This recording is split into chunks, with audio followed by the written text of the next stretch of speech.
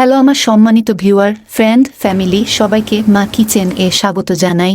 আপনাদের কাছ থেকে একটা subscribe, like, comment and share আশা তো করতেই পারি। আপনাদের অনুপ্রেরণা আমাদের পথ চলা। কখনো কি আমরা বটের কালা ভুনা খেয়েছি? আজকে তৈরি করব কিভাবে গরুর বট দিয়ে মজাদার কালা ভুনা করা যায়। তার জন্য এখানে আমি গরুর বটগুলোকে ভালোভাবে পরিষ্কার করে ছোট ছোট পিস করে নিয়েছি। আর এর সাথে আমি আদা বাটা, রসুন বাটা আর লবণ দিয়ে খুব ভালো করে সেদ্ধ করে নিয়েছি, যাতে করে যে বটের যে একটা স্মেল থাকে সেটা চলে যায়। মোটামুটি এটা 80%-এর মতো সেদ্ধ হয়ে গেছে। এবার চলে যাব কিভাবে রান্না করব সেই প্রসেসে। ভিউয়ার্স, কড়াইতে আমি তেল দিয়ে দিয়েছি। এবার এর সাথে দিয়ে দিব আমি তেজপাতা আর দারচিনি টুকরো, সাথে দিয়ে দিব 1 কাপ পরিমাণ পেঁয়াজ কুচি।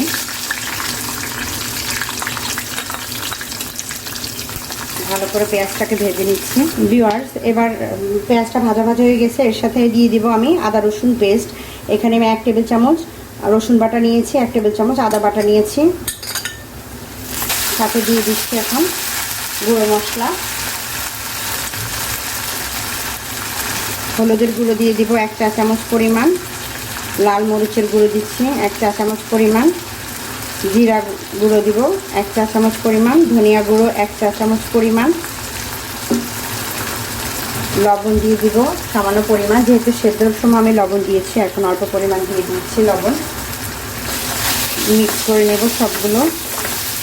গরম মশলাটা কিন্তু এখনও আমি দিইনি, এটা আমি আরও পরে ইউজ করবো। এখন আপাতত এগুলো দিয়ে আমি বটগুলোকে রান্না করে নেব। দিয়ে দিব বটটা।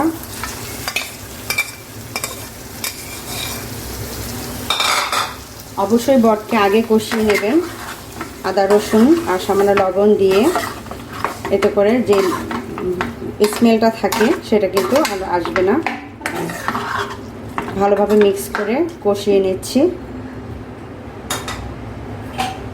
ঢাকনাটা দিয়ে দেব। বটটা ভালোভাবে কষানো হচ্ছে। এই পর্যায়ে দিয়ে দিব আমি 1 চা চামচ পরিমাণ গরম মশলা গুঁড়ো, 1 টেবিল চামচ পরিমাণ টমেটো সস,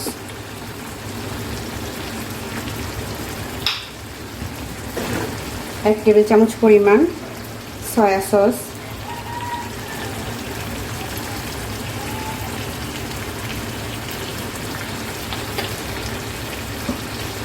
এই সবগুলো একসাথে মিক্স করে আরও কষাতে হবে।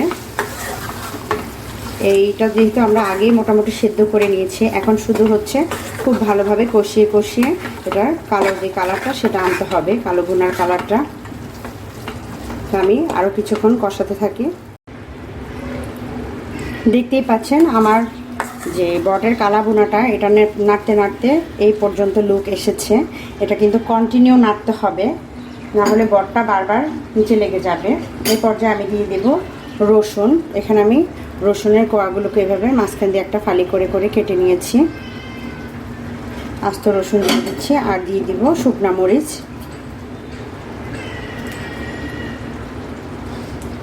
বট জাতীয় রান্নাতে কিন্তু প্রচুর পরিমাণ মশলা ইউজ হয়। যত মশলা দিবেন এটার টেস্ট আর যে একটা স্মেল থাকে সেটা চলে যায়, টেস্টটাও ভালো আসে। এখানে আমি 2টো মরিচ দিয়ে দিয়েছি। এবার এটাকে আমি আরও নেড়ে নেড়ে একদম পুরোপুরি সিদ্ধ হয়ে গেছে এটা এখন, কিন্তু যে কালারটা চাচ্ছি আমি সেটা কিন্তু আসতে হলে আরও কিছুক্ষণ এটাকে নেড়ে চেড়ে পুরো তেলটা উপরে উঠে যাবে আর মশলাটা আরও ভুনা ভুনা হয়ে কালচে কালার চলে আসবে। আমি আরও কিছুক্ষণ এটাকে নেড়ে চেড়ে রান্না করব। অবশ্যই ধৈর্য সহকারে নেড়ে চেড়ে রান্না করতে হবে, নাহলে কিন্তু বারবার নিচে পোড়াটা লেগে যাবে। সাথে আমি আরেকটা মশলা ইউজ করব। এই মশলাটা হচ্ছে আমি বাসায় তৈরি করে রাখি সব সময়। এটা হচ্ছে আপনি সব বিরিয়ানিতে বলেন, তারপরে আপনি কালা ভুনা বলেন, রোস্ট বলেন, যে কোনো কিছুতে এই মশলাটা ব্যবহার করা যায়। আমি সব ধরনের মশলা এখানে নিয়েছি, জায়ফল, জয়ত্রী, স্টার মশলা, কাবাব চিনি, গরম মশলা আমরা যেটাকে বলি, আদা যেটা এলাচ, দারচিনি, এগুলো সব ধরনের মশলা মোটামুটি আমি নিয়ে পরিমাণ মতো নিয়ে আমি হালকা তেলে গুঁড়ো করে রাখি যে কোনো খাবারের লাস্টে। এটা কিন্তু একটু দিয়ে নামিয়ে নিলে খুব সুন্দর স্মেল হয় আর খাবারের টেস্টটা পুরোপুরি চেঞ্জ হয়ে যাবে, আপনি খেলেই বুঝতে পারবেন। আপনারা যদি চান তাহলে আমি এই মশলাটার রেসিপি আপনাদের সাথে শেয়ার করব। অবশ্যই কমেন্ট বক্সে জানাবেন যে আপনারা এটার রেসিপি চান কিনা, সেক্ষেত্রে আমি পরবর্তীতে এই মশলাটা কীভাবে তৈরি করবেন সেই রেসিপিটা আপনাদের সাথে শেয়ার করব। খুবই একটা উপকারী মশলা, আপনি যে কোনো খাবারে এটা দিতে পারেন। তো এই মশলাটা দিয়ে আমি আরও কিছুক্ষণ এটা নেড়ে চেড়ে ঢেকে দেব।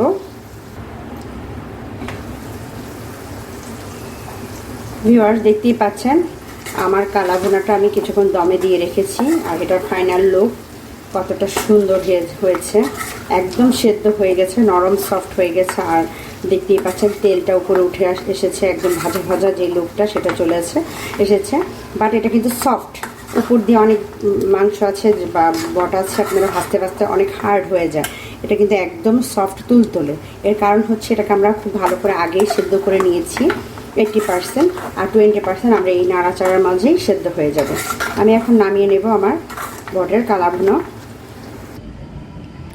ভিউয়ার্স, তৈরি হয়ে গেছে আমার কালা ভুনা। দেখতেই পাচ্ছেন কতটা সুন্দর লুক এসেছে, আর খেতেও ট্রাস্ট মি এটা খুবই মজার হয়েছে, বাসায় তৈরি না করলে বুঝবেন। হ্যালো আমার সম্মানিত ভিউয়ার, ফ্রেন্ড, ফ্যামিলি সবাইকে মা কিচেন এ স্বাগত জানাই।